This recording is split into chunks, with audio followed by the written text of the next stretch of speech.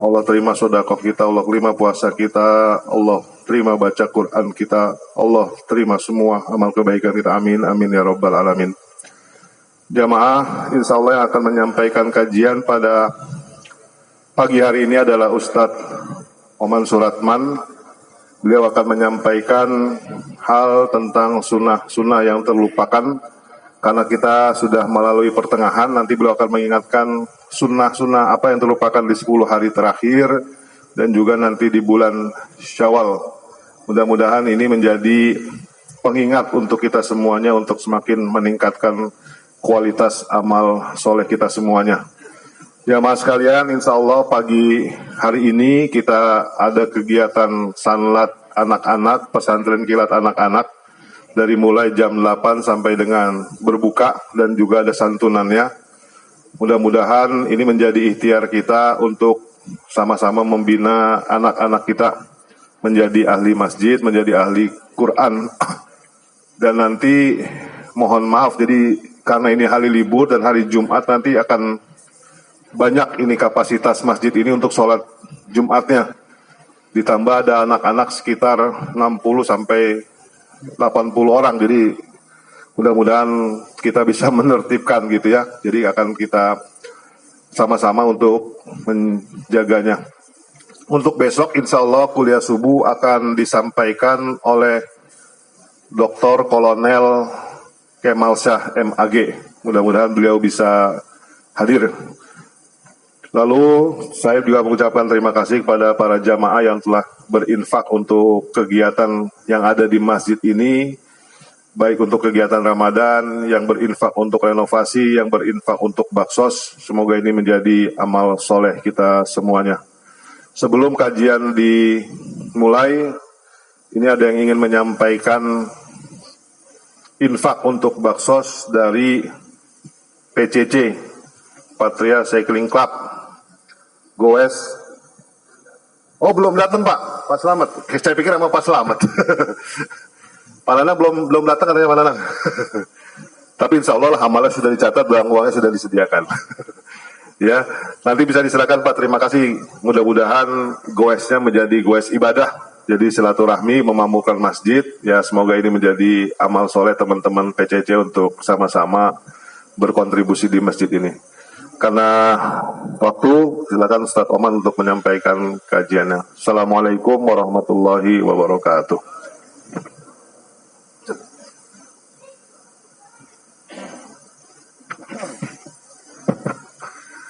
Bismillahirrahmanirrahim. Innal hamdalillah nahmaduhu wa nastahdi wa natubu ilaihi. Asyhadu an la ilaha illallah wahdahu la syarikalah. Wa asyhadu anna Muhammadan abduhu wa rasuluhu wa ba'du. Jamaah salat subuh yang dimuliakan oleh Allah, baru saja kita tunaikan salat subuh dengan kita dengar surat As-Sajdah, surat yang membahas tentang awal penciptaan langit dan bumi.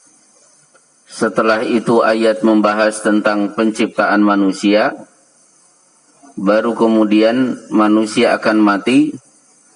Dan akhirnya afaman kana mu'minan kaman kana fasiqo. Mukmin ini nanti pada hari kiamat, yang mukmin mereka akan masuk surga, kemudian yang fasik, yang kafir pasti akan masuk neraka. Di ayat kematian di surat As-Sajdah kita dapatkan ayat kul yatawaffakum, katakan wahai Muhammad, yang mewafatkan kalian adalah malakul maut. Inilah nama malaikat pencabut nyawa, malakul maut. Sementara kalau di pelajaran sekolah biasanya disebut dengan Israel.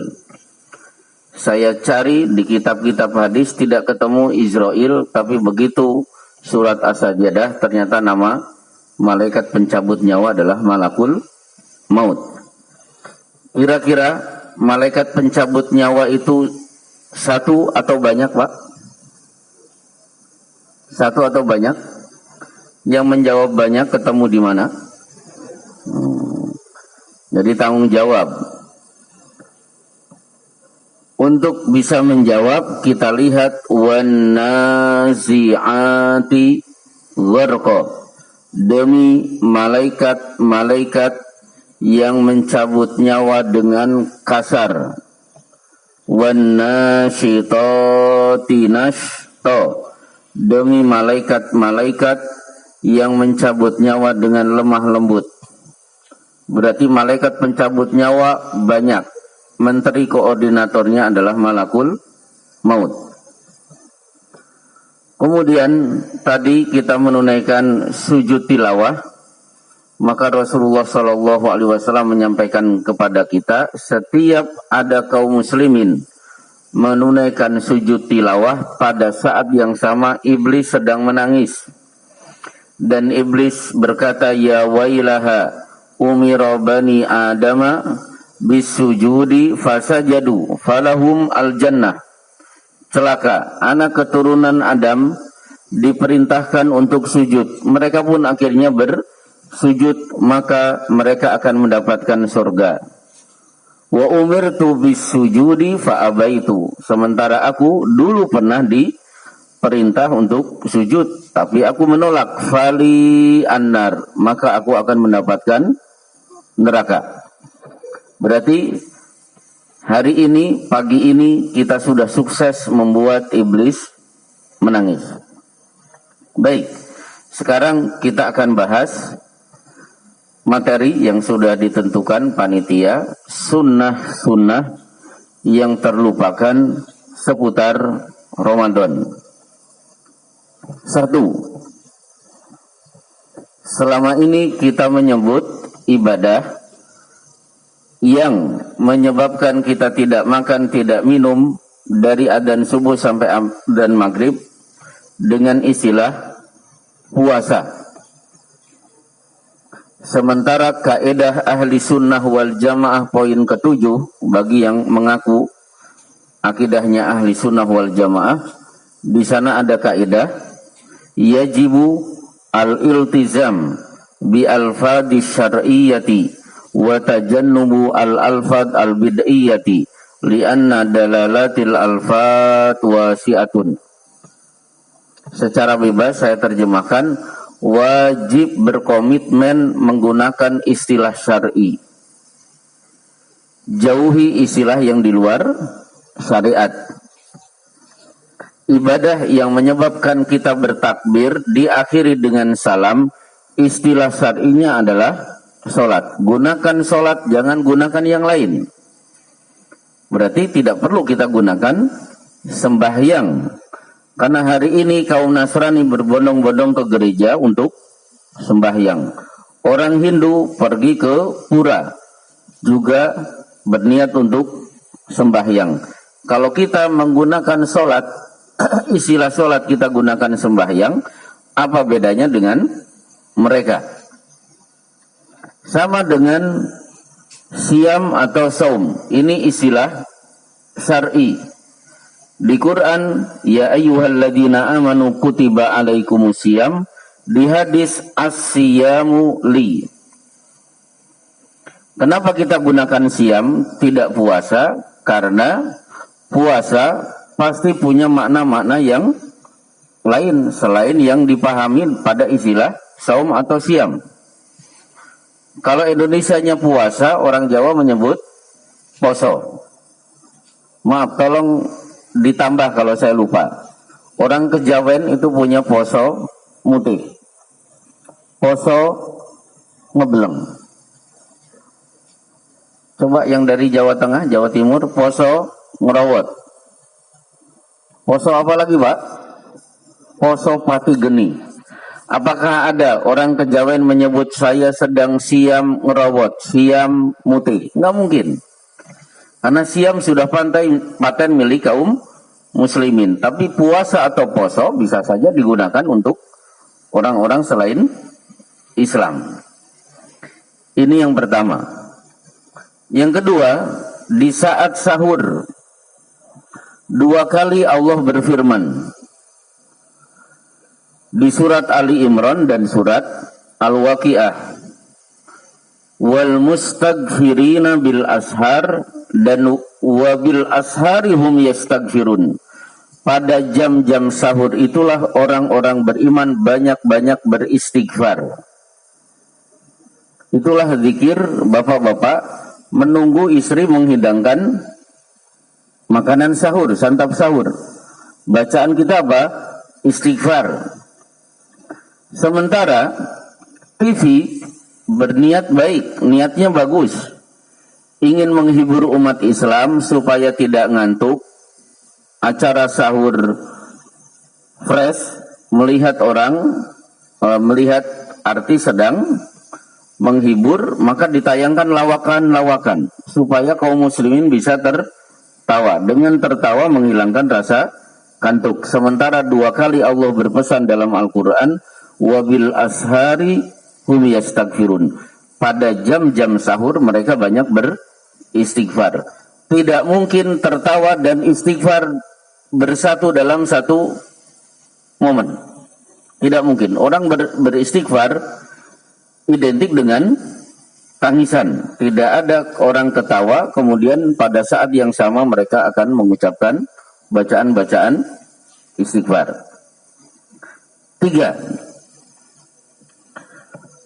Masih sahur. Rasulullah Shallallahu Alaihi Wasallam bersabda, "Ni'ma sahurul mu'min at-tamru." Sebaik-baik sahur seorang mukmin itu kurma. Rasulullah tidak mengatakan sebaik-baik sahur orang Arab adalah makan kurma. Jadi sahur ini hubungannya dengan kata mukmin. Nah, disinilah ada celetukan dari salah satu jamaah di tempat lain. Kalau saya sahur tidak makan nasi, saya makan kurma, jam 8 lemes, jam 10 asam lambung naik, jam 11 pingsan. Mungkin Bapak bisa punya jawaban? Maka saya jawab, Islam mengakui uruf. Uruf itu apa? Kebiasaan daerah masing-masing, budaya lokal, selama tidak bertentangan dengan syariat Islam. Nah, sebagai warga Indonesia, saya makannya nasi. Tapi saya sebagai seorang mukmin, sahur saya adalah kurma. Silakan digabungkan. Makan kurma dulu, baru kemudian makan nasi. Nggak salah. Jadi tetap nasi untuk menunjukkan saya orang Indonesia, kurma untuk menunjukkan di hadapan Allah saya adalah mukmin, ya Allah. Saya mengikuti sunnahmu, sunnah Rasulmu. Nikma sahurul mu'min at-tamru. Sebaik-baik sahur bagi seorang mukmin adalah makan kurma. Baik. Akhirnya selesailah sudah Bapak sahur. Kemudian acara berbuka. Di sini Rasulullah Shallallahu Alaihi Wasallam bersabda, Inna lis-shaimi inda fitrihi da'watun la turad.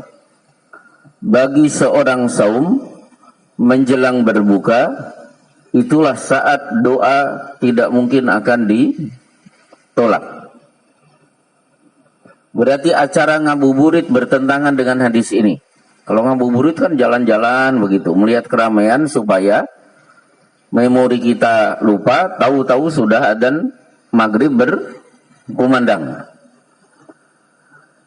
Jadi sebaik-baik aktivitas menjelang berbuka adalah duduk khusyuk, barangkali diawali dengan baca Quran, kemudian detik-detik menjelang berbuka kita akan berdoa. Apalagi ini hari Jumat. Rasulullah Shallallahu Alaihi Wasallam bersabda, "Faltamisuha akhir sa'atin minal asri."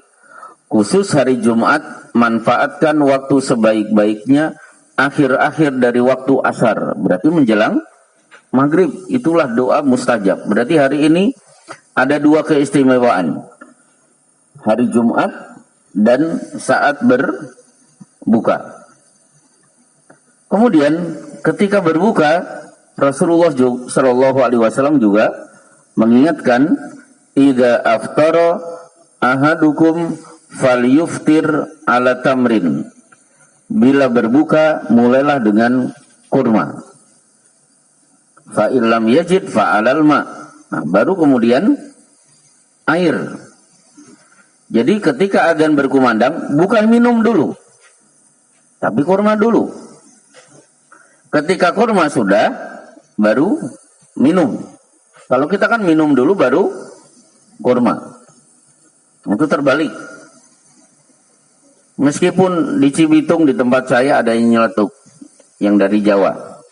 Selak ngelak, nah, keburu haus. Oh nggak bisa. Saya sebagai seorang Muslim mengikuti sunnah Rasulullah Shallallahu Alaihi Wasallam. Kurma dulu. Kalau sudah terbiasa, insya Allah tidak masalah. Meskipun hausnya luar biasa. Dan air di situ ditampilkan dengan kata alma.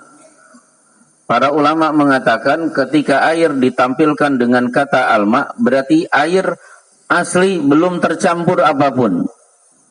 Berarti yang kita minum apa? Air putih, bukan air teh. Apalagi air, apa namanya, sirop. Bukan yang energi ada energinya tuh, Pak. Ya Pokari atau apa yang dulu saya sering kalau main bola minum. Extra Joss. Wah, itu bahaya. Ada yang langsung ginjalnya diserang. Baik. Jadi kurma kemudian air putih. Kalau ini sudah selesai, silakan membaca Zahaba ad-dhama'u wabtalatil uruku wa thabatal ajru insyaallah. Telah hilang dahaga, telah basah kerongkongan, dan pasti Allah akan memberikan pahala.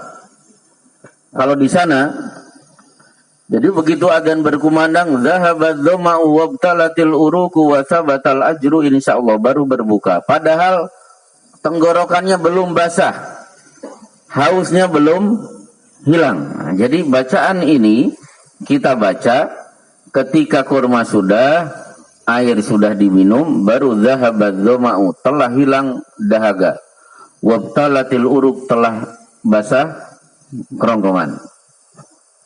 Baik, bapak-bapak yang dimuliakan oleh Allah. Kemudian selesailah acara berbuka.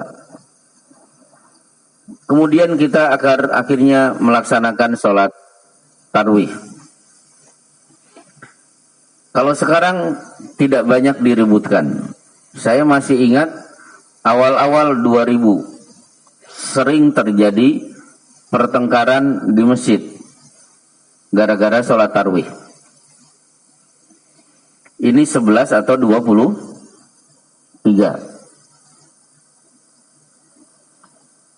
Debat, tengkar. Kalau di komplek perumahan saya, akhirnya pelampiasannya mendirikan musola di tiap-tiap gang. Jadi munculnya musola di tiap-tiap gang itu sebagai ekspresi perpecahan setelah tidak sepakat sholat tarawih itu 11 atau 23. Sampai akhirnya saya sampaikan, sholat tarawih itu hukumnya apa? Hukumnya sunnah. Menjaga persatuan kaum muslimin hukumnya apa? Hukumnya wajib. Kenapa demi sunnah meninggalkan yang wajib? Nggak bisa. Wajib itu harus dimenangkan. Wa ma taqarraba ilayya 'abdi bi syai'in ahabba ilayya mimma aftaratuhu alayya. Tidak ada ibadah yang lebih aku sukai melebihi ibadah yang aku wajibkan, dalam hadis qudsi. Jadi tidak boleh ibadah wajib disingkirkan karena ibadah sunnah. Meskipun ada satu ibadah itu sunnah tapi lebih afdal daripada ibadah wajib. Hanya ada satu yang saya ketahui. Ada yang tahu, Pak? Yang tahu silahkan, sudah boleh pulang.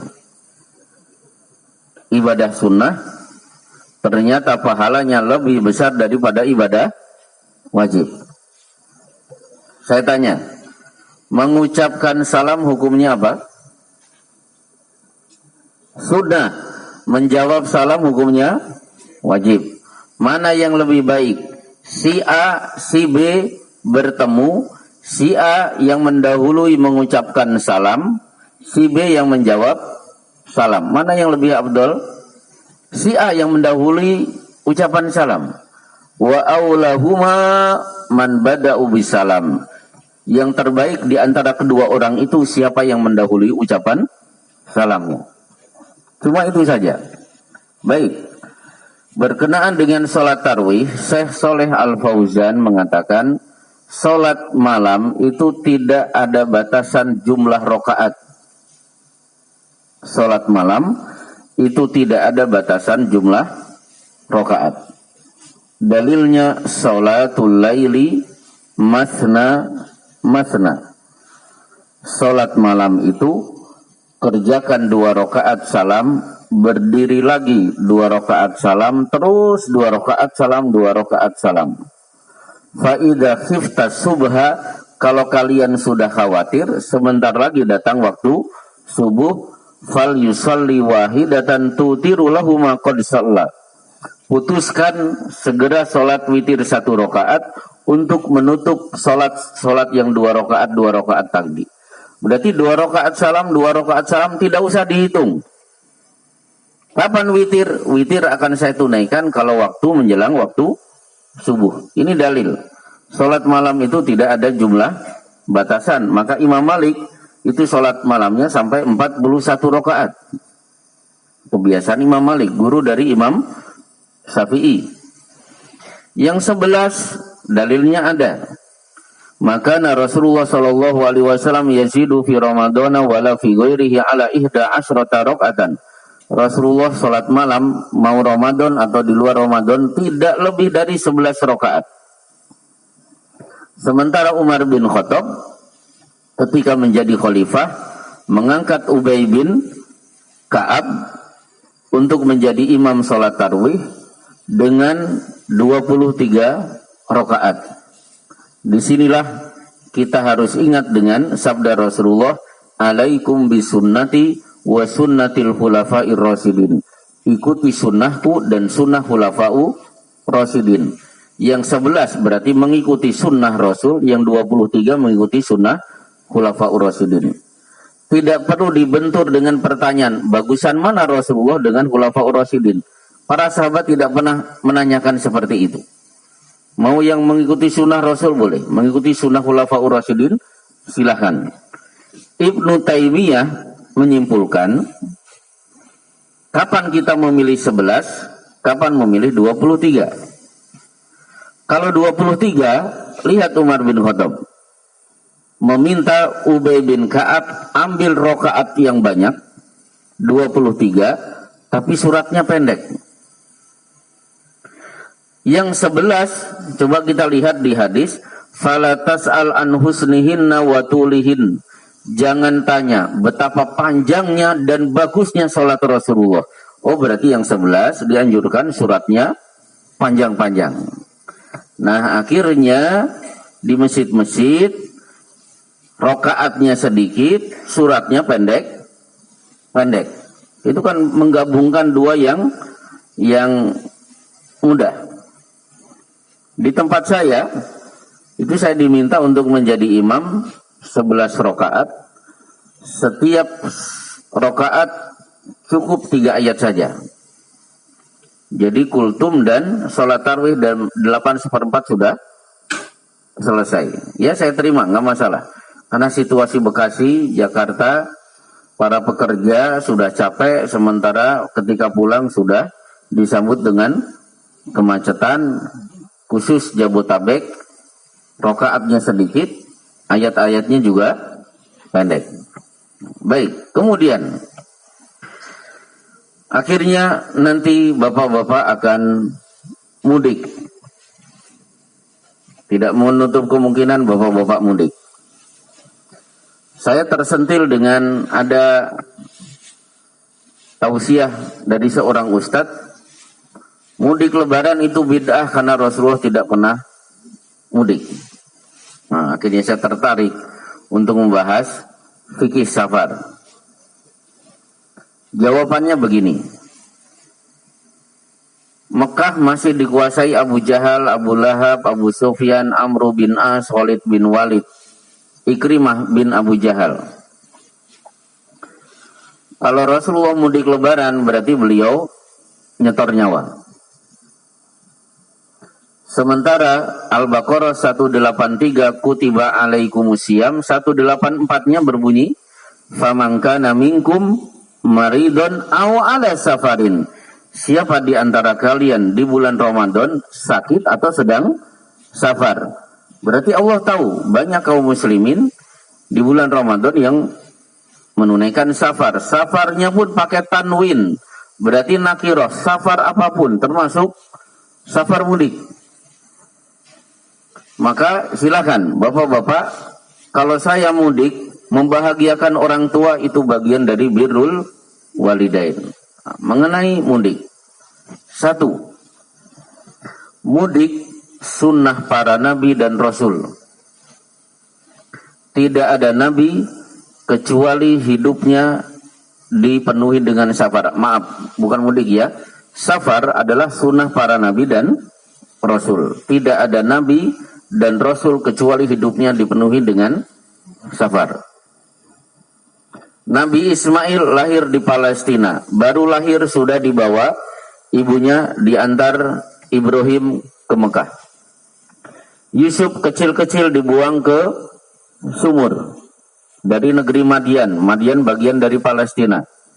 Kemudian diangkut ke Mesir, diperjualbelikan. Berarti Nabi Yusuf musafir. Yang lebih hebat lagi, Nabi Musa alaihissalam baru lahir diminta safar sendirian, dimasukkan peti, dibuang ke sungai Nil. Tinggallah di istana Fir'aun. Ketika masa muda, kesandung masalah, menampar pemuda Mesir sampai mati. Akhirnya menjadi buron. Lari ke negeri Madian, ketemu Nabi Syu'aib, 10 tahun menggembala kambing Nabi Syu'aib. Sukses menikahi putrinya. Begitu nikah, tiba-tiba idhab ila fir'auna innahu tagha. Pergi ke Mesir. Fir'aun sudah melampaui batas. Balik lagi ke Mesir. Berdakwah, kemudian dikejar-kejar. Melewati Laut Merah. Berarti hidup Musa dipenuhi dengan safar. Termasuk Rasulullah Shallallahu Alaihi Wasallam lahir di Mekah karena dakwah beliau harus hijrah ke Madinah. 11 tahun di Madinah, 74 kali mengendalikan perang. Berarti hidup Rasulullah dipenuhi dengan safar. Bahkan Rasulullah satu-satunya makhluk Allah, manusia yang safarnya paling jauh ketika ada peristiwa Isra dan Mi'raj. Ketika safar itu sunnah para nabi dan rasul, ternyata yang mendengar ceramah saya ini musafir semuanya. Ada yang dari Jawa Tengah, ada yang dari Jawa Timur, yang dari Sulawesi mana Pak? Nah itu dari Sulawesi. Berarti ini semuanya musafir. Bapak, saya ucapkan selamat sudah melaksanakan sunnah para nabi dan rasul. Dan perlu saya sampaikan, tidak ada nabi yang meninggal dunia di tanah kelahiran. Rasulullah lahir di Mekah, meninggal di Madinah.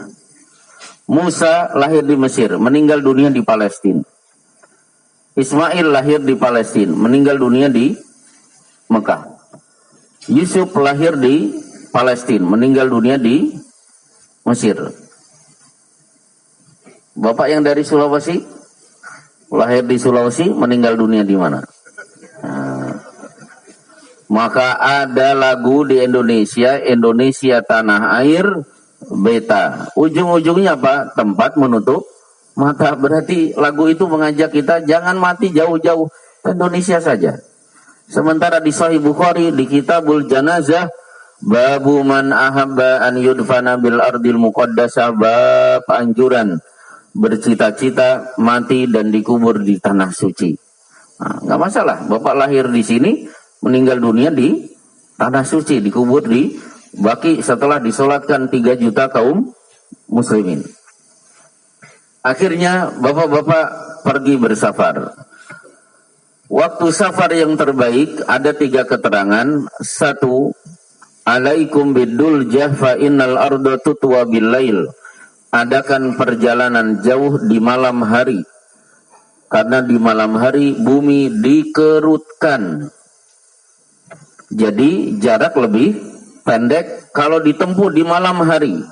200 kilo siang hari, kalau malam tidak sampai 200 kilo. Berarti bus malam, kereta malam, itu sesuai dengan sunnah Rasul. Hadis ini dikomentari oleh Syekh Muhammad Shalih Al-Utsaimin. Ternyata kendaraan masa lalu onta kalau diajak berjalan di malam hari, jalannya lebih bertenaga, jalannya lebih cepat, lebih semangat daripada diajak jalan di siang hari. Itu onta, dan ternyata hari ini onta punya adik Toyota Kijang. Nah, ternyata diajak malam hari jauh lebih bagus. Silahkan tanya ke mekanik mobil. Sudah saya tanyakan beberapa mekanik mobil, jawabannya betul. Dijalankan di malam hari itu jauh lebih bagus.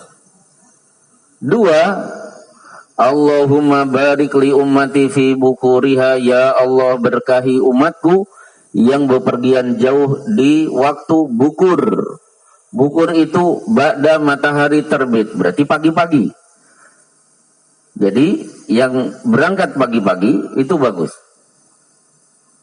Karena mendapatkan keberkahan dari doa Rasulullah Sallallahu Alaihi Wasallam. Maka di Bulak Kapal, alhamdulillah. Yang mau ke Solo, Rosalia Indah ada. Jam 7 sudah ada. Yang mau ke Jogja, Sinar Jaya Pak, 7:30. Nah, berarti itu sudah sesuai dengan sunnah Rasulullah Sallallahu Alaihi Wasallam. Ada keterangan yang lain, laqallama Rasulullah Sallallahu Alaihi Wasallam kharaja illa fi yaumil khamis. Jarang sekali Rasulullah pergi jauh kecuali beliau sering mengambil hari Kamis untuk pergi. Kenapa Kamis? Secara agama, yaumun turfa'u a'malul ibad. Hari di mana amal hamba sedang dinaikkan ke langit. Jadi laporan perbuatan bapak-bapak, amal soleh dan perbuatan dosa dinaikkan ke langit. Yaumun tuftahu abwabul jannati as-samaniyati. Hari Kamis, hari di mana 8 pintu surga sedang dibuka. Kamis juga hari yaghfirullahu likulli abdin la yusyriku billahi syai'a illa kana baina akhihi syahna hatta yastaliha. Hari di mana dosa bapak-bapak sedang dihapus. Kecuali kalau dia dengan saudaranya masih ada hubungan pertengkaran hingga kedua-duanya sudah saling memaafkan. Berarti hari Kamis silakan Bapak pilih, itu bagus. Nah, Rasulullah juga berpesan selanjutnya, ar-raqibu syaitanun. Bepergian sendirian berarti dikuntit satu setan. War-raqibani syaitanani. 2 orang berarti 2 setan ikut. Wassalasatu raqbun. Kalau bertiga, setan sudah tidak kuasa untuk ikut. Jadi kalau Bapak mudik ke Tegal cuma berdua, berarti ada 2 setan ngikut sampai Tegal, balik lagi ke Bekasi. Nah, kemudian kalau Bapak lelah, jangan lupa idza qama ahadukum minal laili fastajamal Qur'an la yadri ma yaqra falyattaji. Urusan sholat tahajud kalau kantuk luar biasa jangan lanjutkan, segera tidur. Berarti nyetir dalam keadaan ngantuk tidak boleh. Akhirnya minggir ke rest area. Rasulullah juga mengingatkan, idza nazala manzilan, siapa di antara kalian singgah di satu tempat untuk istirahat dalam perjalanan jauh, segera ucapkan a'udzu bikalimatillahi tammati min syarri ma khalaq. Aku berlindung kepada kalam Allah yang sempurna dari kejahatan makhluknya. lam yadurrahu syai'un hatta yartahila min manzilihi dzalika. Dijamin tidak ada yang mengganggu sedikit pun. Rest area itu kan banyak kejahatan. Modus pecah kaca, nyongkel spion, termasuk copet. Nah, biar tidak diganggu, baca a'udzu bikalimatillahi tammati min syarri ma khalaq. Dalam kitab Fathul Majid, Imam Al-Qurtubi disebutkan Imam Al-Qurtubi, ulama yang sangat menjaga sunnah, karena saking capeknya, begitu singgah di satu tempat, langsung merebahkan badan untuk istirahat. Lupa membaca, a'udzu bikalimatillahi tammati min syarri ma khalaq. Baru rebahan, langsung disengat kala jengking. Orang yang semakin dekat kepada sunnah, kalau lupa, tegurannya juga kontan. Mungkin ada bapak-bapak yang komentar, saya nggak pernah disengat kala jengking. Iya, karena jarang membaca a'udzu bikalimatillahi tammati min syarri ma khalaq. Orang yang tidak dekat kepada sunnah jarang akan ditegur, tegurannya nanti ditabung di hari kiamat. Baik, Rasulullah juga menganjurkan ketika safar, manfaatkan untuk ngobrol dan bercanda. Bercanda, ngobrol itu sunnah safar. Hadisnya sangat banyak. Di atas unta Rasulullah pernah ngobrol dengan Mu'ad bin Jabal. Ya Mu'ad, atadri ma haqqullah 'alal ibad wa ma haqqul ibad 'ala Allah. Perjalanan bernama Ibnu Abbas sama Ibnu Abbas. Ya gulam u'allimuka kalimatin ihfadillaha yahfadha ihfadillah tajidhu tujahaka. Terjadi obrolan. Maka saya masih ingat, tapi tolong luruskan persepsi, ini saya tidak sedang mempromosikan presiden. 3 tahun yang lalu Pak Anies Baswedan ketika menjadi gubernur melepas mudik gratis. Mungkin silakan lihat di YouTube. Beliau berpesan kepada bapak-bapak, ibu-ibu yang akan mudik, nanti ketika bus sudah mulai berjalan, HP tolong dimatikan. Manfaatkan perjalanan untuk bercerita kepada anak-anak. Ceritakan pengalaman bapak-bapak dari dulu, dari kampung halaman merantau ke Jakarta, suka duka sampai akhirnya bapak berhasil di Jakarta. Nanti bus itu akan melewati Cirebon. Sampaikan, di situ ada batik Trusmi. Ada apa lagi? Terasi. Di situ ada Sunan Gunung Jati. Nanti begitu Brebes, sampaikan, di sini ada telur asin, yes. Kan biasanya yang dicari itu. Ada bawang. Ketika melewati Tegal, terangkan, Tegal itu apa? Berarti obrolan. Ngobrol itu bagian dari, nah Pak Anies Baswedan tidak tahu hadisnya, saya tahu. Meskipun beliau tidak tahu, ternyata itu selaras dengan hadis. Jangan sampai Bapak serius nyetir, istrinya Facebookan, OTW terus, anak main game, sementara pembantu sama-sama dari kampung duduk di belakang sibuk TTS. 1 buku khatam dari Bekasi sampai kampung halaman. Akhirnya tidak terjadi obrolan. Saya juga tidak sepakat dengan tasyadud, terlalu serius. Suami membawa ding, awas, perjalanan dari Bekasi sampai kampung halaman yang ada hanya murotal. Wa idza quri'al Qur'anu, kalau Quran dibacakan, diam dan dengarkan. Akhirnya sepanjang perjalanan diam semuanya. Itu gak bagus. Murotal silahkan sesekali, tapi berikan waktu murotal mati, kemudian kita ngobrol. Kemudian besok hari raya saya deg-degan ini terjadi perbedaan. Saya berharap semoga tidak terjadi perbedaan, karena bagaimanapun hari raya bersama itu jauh lebih nikmat.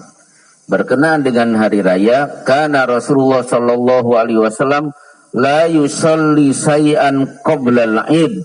Rasulullah sallallahu alaihi wasallam tidak pernah menunaikan salat sunnah sebelum salat id. Fa idza raja ila manzilihi shalla fihi rakaataini.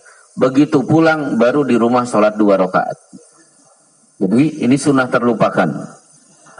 Jadi Bapak nanti sholat id selesai, begitu pulang sampai rumah, sholat dulu 2 rakaat. Kalau bisa opor ayam ditutup dulu. Anak giring ke ruangan, sholat dulu 2 rakaat. Insya Allah ini secara umum sunnah-sunnah Rasul kaitannya dengan bulan Ramadan. Saya berikan waktu 2 pertanyaan terakhir. Kenapa?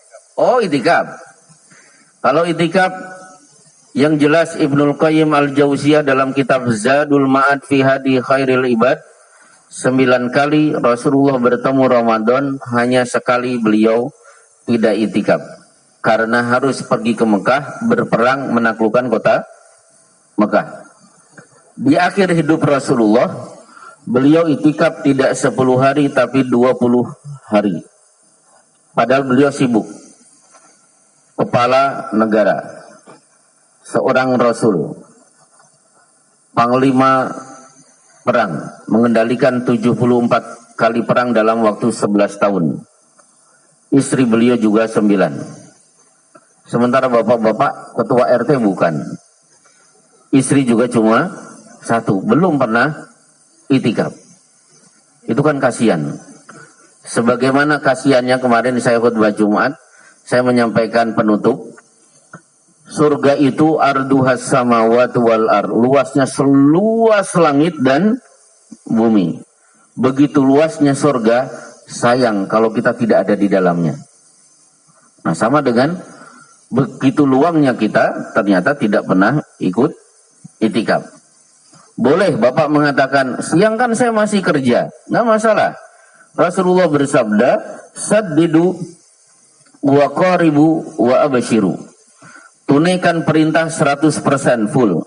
Gak bisa wa qaribu dari kata-kata qarib. Ya dekat-dekat tidak maksimal gak masalah. Berarti caranya apa? Siang tetap kerja, nanti ba'da tarwih sudah mulai tidur di masjid. Bukan, itikafnya di masjid. Maaf, bukan tidur di masjid. Itu saja tentang itikaf. Mungkin ada 2 pertanyaan, Pak. 1, silakan.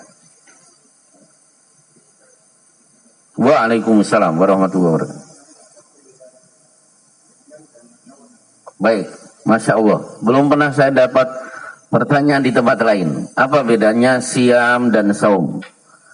Ada kesamaan, ada perbedaan. Dibuka kamus bahasa Arab, sama-sama artinya menahan. Siam artinya menahan, saum terjemahannya menahan. Apa bedanya? Bedanya, saum maknanya lebih luas.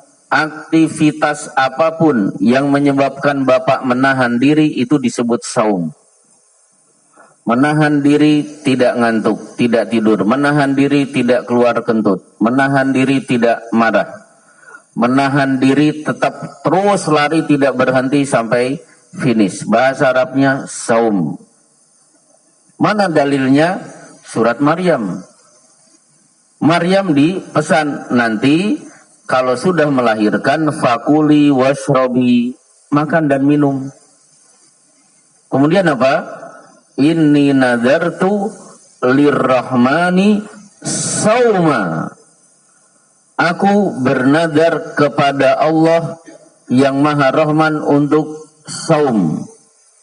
Saumnya apa? Kalimat berikutnya, falan ukallimal yauma insiya, maksudnya menahan diri untuk tidak bicara.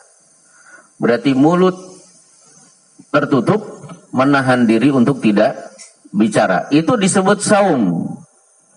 Jadi saum itu menahan apapun.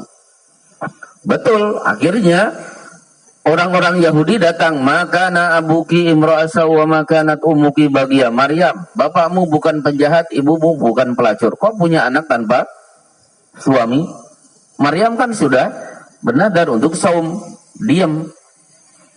tiba-tiba bayi yang baru lahir mengatakan ini Abdullah. Nabi Isa menjawab pertanyaan dari mereka kepada ibunya, kenalkan aku adalah hamba Allah. Ataniyal kitab, di perut ibu Allah sudah turunkan kitab Injil. Wa ja'alin nabiyya, di perut ibuku Allah sudah mengangkatku sebagai nabi. Inilah nabi yang termuda, diangkat menjadi nabi padahal dia masih di perut. Tapi kalau siam itu sifatnya lebih spesifik, tidak bisa digunakan kecuali aktivitas tidak makan, tidak minum dari adzan subuh sampai adzan maghrib. Jadi siam lebih spesifik, saum lebih luas. Pertanyaan terakhir, ya?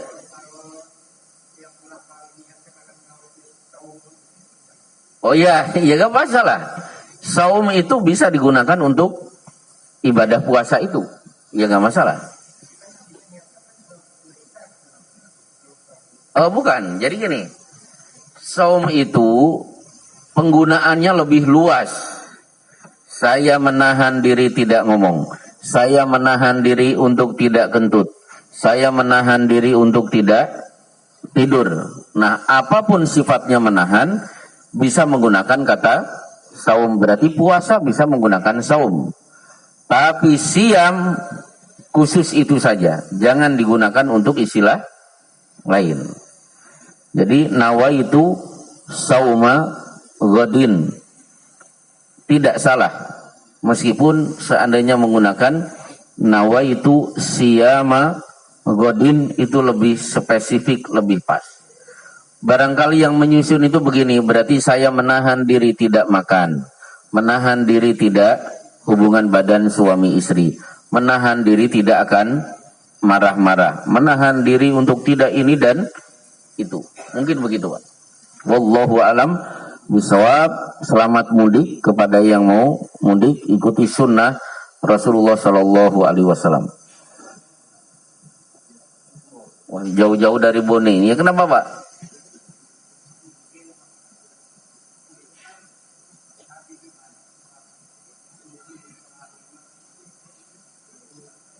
Suhufi Ibrahim wa Musa. Baik.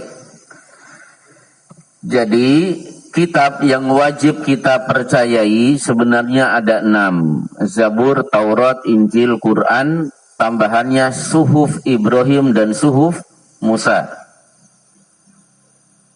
Itu. Nah, kenapa Quran itu tidak suhuf? Karena turunnya bukan berbentuk lembaran. Fa idza qara'nahu fattabi qur'ana tsumma inna alaina bayana. Kami bacakan Quran kepadamu wahai Muhammad, simak, dengar, ikuti. Setelah itu dengarkan tafsir yang akan kami berikan lewat malaikat Jibril. Jadi Rasulullah mengandalkan hafalan, dibaca di hadapan para sahabat radhiyallahu anhum. Nah, Quran berbentuk mushaf itu baru pada masa Abu Bakar As-Siddiq dibukukan. Kenapa? Banyak penghafal Quran mati syahid pada perang Yamamah, perang menumpas nabi palsu. Jadi kalau saya terangkan, Iqomat duhur baru selesai tentang sejarah pembukuan Al-Quran. Begitu selesai, Pak. Wassalamualaikum warahmatullahi wabarakatuh. Assalamualaikum warahmatullahi wabarakatuh.